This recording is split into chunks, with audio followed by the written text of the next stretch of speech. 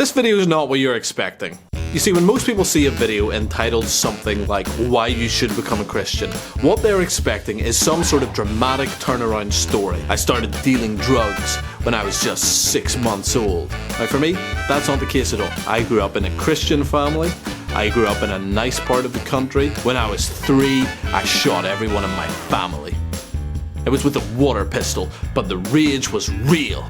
I was pretty middle class growing up. When I was 7, I wrote "Only God Can Judge Me" on my chest in permanent marker.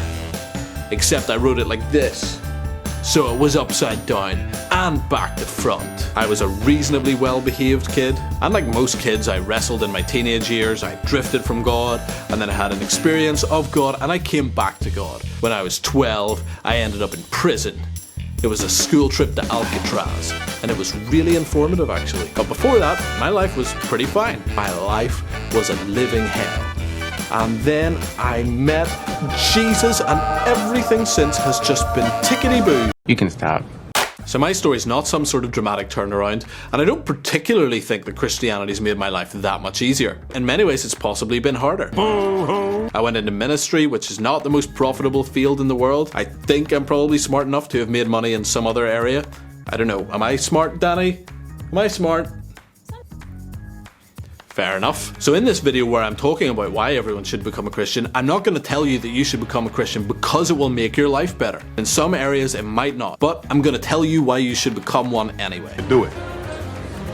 Do it. And if you're sitting there now thinking, hold on, are you trying to convert me? Yes, absolutely.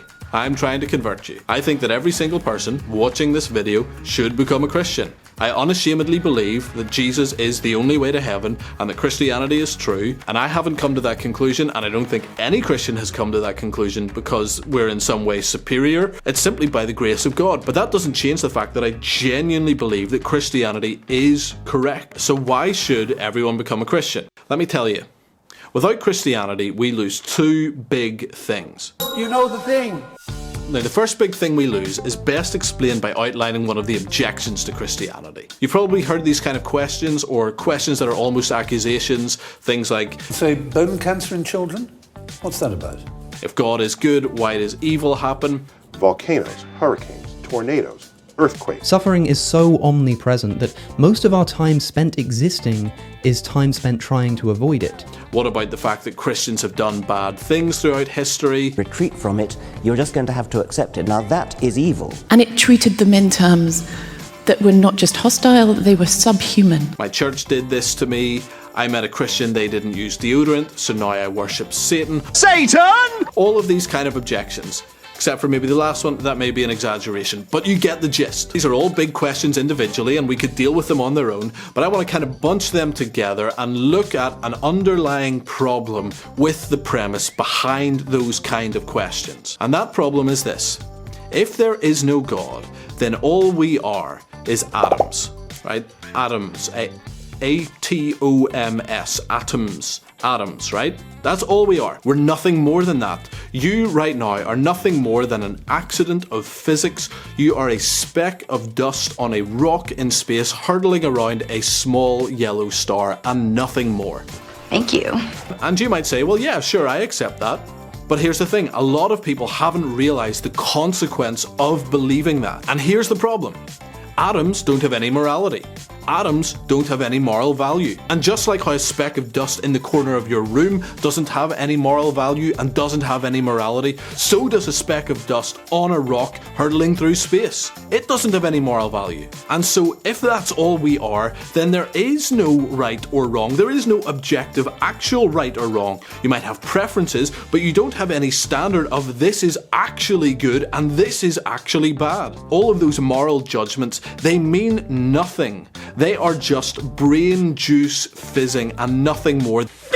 They are atoms bouncing around in your head, and that is it. And some people do go the whole way on this. Let's think of a nice light-hearted example. I think Greg Kokel has one. Let's look at that. Torturing babies for fun.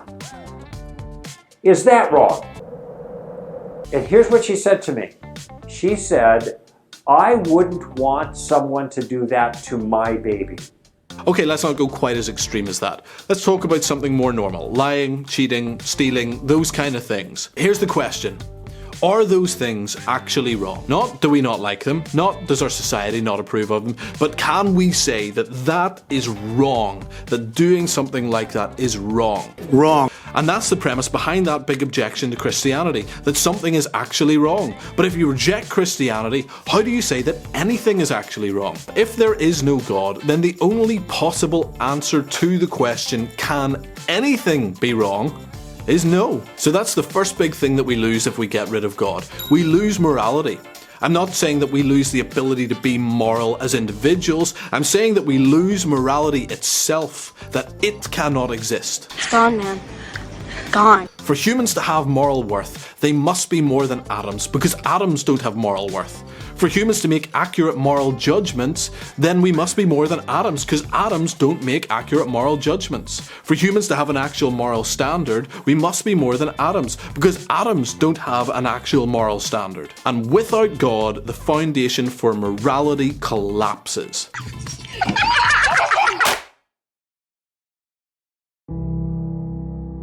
And here's what that means for you. All of the things that you love, home, community, family, friends, colleagues, hobbies, work, career, all of it is worth absolutely nothing. It is absolutely meaningless. And if someone takes that and destroys that in front of you, that too is absolutely meaningless if there is no God. Can you live like that? If you believe that there is no God, you have to live like that. You can't do it.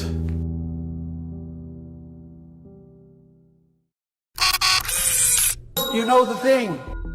You might say, well, that all sounds a bit psychological to me, a little bit emotional. I'm not wired like that. Give me logic, give me reason, give me cold hard facts. If there is some all-knowing entity that is controlling everything and is filled with love and has a grand plan for the universe, they have yet to show themselves. So this is all just a concept and an idea with no basis in fact. Religion and science both make claims about the way the world is. They make incompatible claims about the same reality, and they make these claims based on very different standards of evidence. Is there a demiurge that started everything? Well, outside science and nature, I don't believe so. And this is why religions are called faiths, collectively.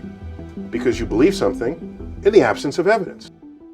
And I've heard these arguments too, and they're all big questions, and we could deal with them one by one in their own videos, but I'm gonna lump them together. And again, the response to them comes back to the same issue. If there is no God, then all we are is atoms, and everything going on in here is just brain juice and nothing more. And here's how that plays out in this area. You see, atoms don't value logic or reason. Atoms don't value truth. Atoms don't value an argument. If there is no God, the thoughts in your head are nothing more than atoms bouncing around, and that's it. Why should you trust that that is true? Let me give you an analogy. Americans have this saying, as dumb as a rock, okay? Which I always thought was very offensive to Dwayne Johnson, and then I realized that they meant an actual rock, and that makes much more sense. But here's the thing. In a world without God, your brain is no more designed for knowing truth and knowing reason and knowing logic than a rock. That hurt my feelings. That rock is there by an accident, your brain is there by an accident. Why should you trust what your brain thinks? And in the ideology of naturalistic evolution, every cell in your body, including your brain cells, they're wired for one thing only: reproduction. That's it. Richard Dawkins unknowingly admits that this is the case. He writes the following: DNA neither knows nor cares, DNA just is, and we dance to its music. According to him, DNA knows nothing, including the DNA that's in your brain. He goes on to say the following: we are machines for propagating DNA. It is every living object's sole reason for living. So in Dawkins' own words, we are not wired for truth. We are not wired for reason. The ideas that should be successful in such a worldview are not the ones that are correct, are not the ones that are true, but are the ones that lead to more reproduction. Au contraire, baby. I think you can't resist me. So why should you believe in logic? Why should you believe in reason? Why should you believe the thoughts telling you that DNA does that? DNA is not wired to tell you the truth. And so that's the second thing that we lose. The first thing is morality. The second thing is that we lose truth. We lose reason. And again, I'm not saying that you can't be a logical person without God. What I'm saying is you lose logic itself. It has no basis and no foundation in a worldview that does not have God. And so not only does the foundation for morality collapse, the foundation for knowing anything at all collapses.